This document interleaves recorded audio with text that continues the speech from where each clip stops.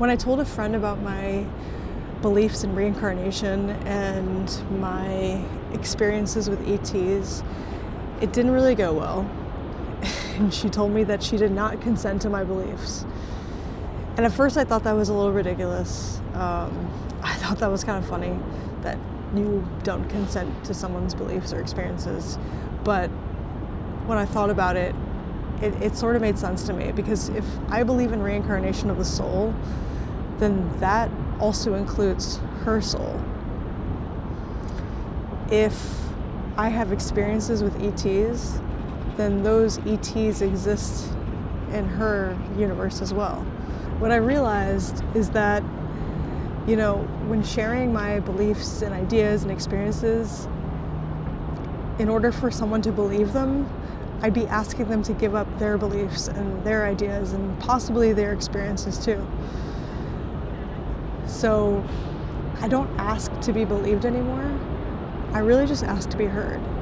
And I still share my experiences, because what if the time comes that they start having these experiences as well? These stories could be a basis for what they're experiencing. When you first start going through a spiritual awakening, a part of you, and maybe this is not true for everyone, but definitely true for me and other people that I've spoken to, you want to shout it from the rooftops. You want to tell everyone you know. You feel like you've discovered all of life's mysteries and secrets, and you just want to shake everybody's shoulders and be like, there's more to life, this is an illusion. But you really shouldn't do that, and you can't do. I mean, it's definitely okay to share your experiences, but trying to wake people up, it's a little abrasive. So once we get past the initial part of that awakening, where you're trying to wake people up and shake them out of their sleep, it's not, at that point, it's not about being believed anymore. It's just about being heard. It's just about being authentic, being true to who you are. We still want to share these experiences because they're our experiences. But at this point, we don't want to convert anyone. We're not trying to wake anyone up. And awakenings usually start as an outer experience. Also, again, not for everyone, but for a lot of people. We observe something that we've always known, but we observe it in a different way. And this could be, the state of the world. This could be conspiracy theories. This could be the lies and manipulations of the world, the cover-ups. This could be UFOs. It could be spirits, ghosts. The awakening then goes through a period of a grieving process, which a lot of people refer to as the dark night of the soul.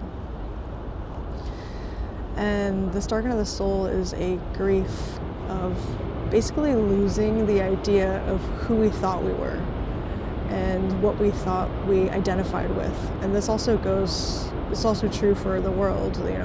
We lose the idea of what we thought the world was, what we thought the world symbolized and represented. After the dark night of the soul, the awakening becomes more of an inner experience.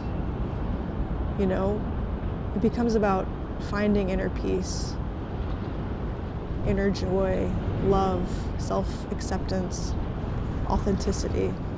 And in order to heal the absolute garbage fire that is this world right now that we're living in, the absolute onslaught of insanity, we have to heal ourselves first. When we become secure with ourselves, then we don't feel like we need to push any of our ideas onto other people.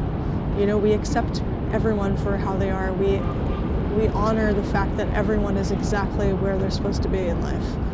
And self-acceptance becomes acceptance of others, even if they're incoherent, even if they're living in separation. So the point here in this video is, let's stop asking to be believed. And let's just ask to be heard. Let's share our experiences, but let's be open to the idea that our beliefs are not the beliefs of other people. That there could be other answers, there could be other interpretations. And that would make it easier on ourselves and our friendships and our relationships with our family and the world.